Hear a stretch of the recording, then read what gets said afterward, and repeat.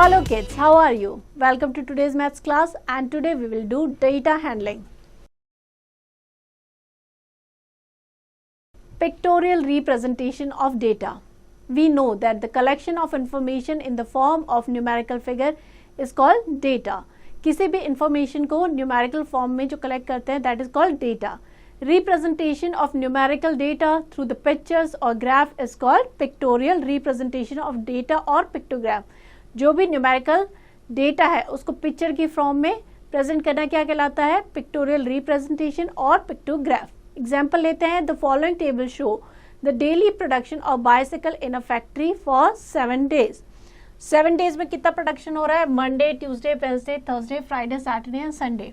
Monday को 300, Tuesday 200, Wednesday 250, Thursday 150, Friday 100, Saturday 200 and Sunday 250.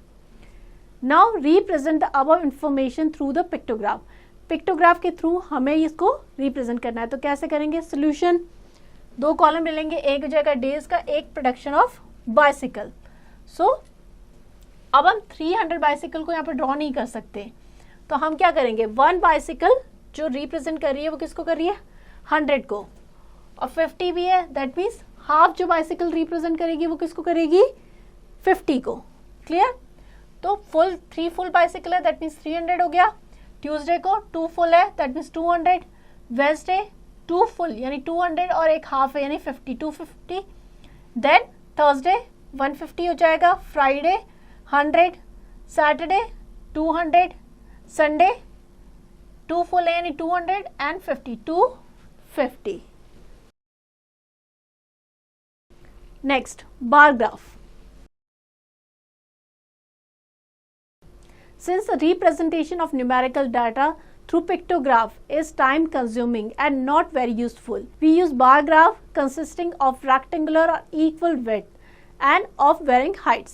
Example लेते हैं. 1. Represent the numerical data given on the previous page in the form of bar graph and say. हमें जो पहले numerical data दे रखा था, now we have to represent in the form of bar graph. Horizontal axis पे हमने क्या ले लिया? days and vertical पे production. सो ये डेज हो जाएंगे मंडे से संडे तक के, और ये हो गया प्रोडक्शन. मंडे को है 300, तो इस तरीके से हम 300 पे इस तरीके से कर लेंगे. ट्यूसडे को कितना है? ट्यूसडे को है 200. इसी तरीके से बाकी सारे भी ड्रॉ कर लेंगे. इक्वल वेट के होंगे जितने भी होंगे, और उनके बीच में डिस्टेंस होगा वो इक्वल होगा. Now we have to answer some question. That are on what day of week the production was minimum. सबसे कम कब था? If you look at the bar graph, Friday को देखिए, Friday को सबसे कम था. So we'll write here Friday.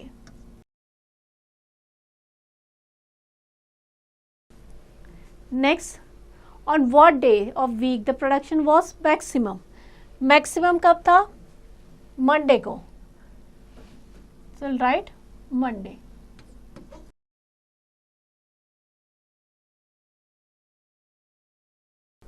What was the total production during the week?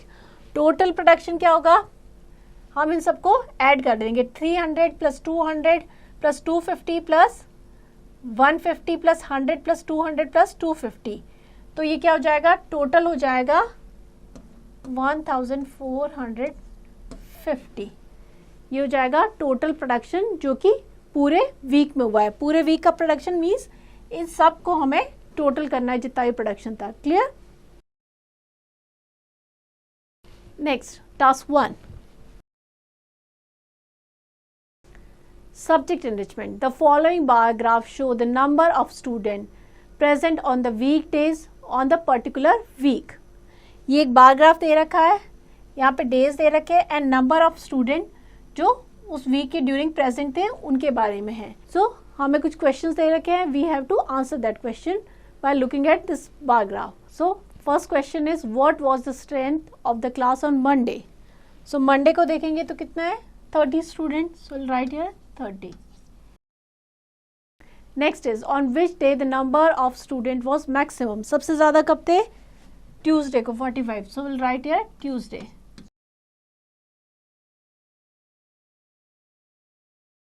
Next, how many students were present on Thursday? Thursday को कितने थे? Graph में देखेंगे तो 20. On which day the number of student was only 20? That was Thursday, right? Thursday. So this way, by looking at graph, you can answer the question easily. Next is learning target 15.1. Subject enrichment. The following bar chart show the run scored in 5 over bowled by the spinner in a cricket match. यहाँ पे हमको दे रखे overs और यहाँ पे run score per over. So first question is how many run were scored in the third over. Third over में देखिए, third over में ये वाला है first, second and third. So total कितने हो जाएंगे? 7 runs. How many overs were there in which no runs were scored. सारे ओवर्स पे कुछ ना कुछ स्कोर हुआ है, तो कोई भी ओवर ऐसा जिस नहीं है जिसमें कोई भी रन स्कोर नहीं हुआ है. What were the total number of run scored in the 5 over. तो 5 ओवर के हम ऐड कर लेंगे 6 प्लस 9 प्लस 7 प्लस 6 प्लस 5, तो टोटल हो जाएगा 33. Clear. Next, how many run were scored in the second over. Second over में कितने हैं? 9 रन्स. राइट, 9. क्लियर. ये क्वेश्चन आपको खुद से प्रैक्टिस करना है. हम आगे बढ़ते हैं. Next, task 2. Subject enrichment. Construct a bar graph representing the following information regarding class 10 subject attending physics practical for the particular week. So days of week दे रखे हैं, number of student attending physics practical. So आपको एक bar graph draw करना है. इस तरीके से आप लेंगे, यहाँ पे लेंगे, ये x एक्सिस हो जाएगा, ये y, यहाँ पे ले लेंगे डेज एंड यहाँ पे आ जाएगा नंबर ऑफ स्टूडेंट.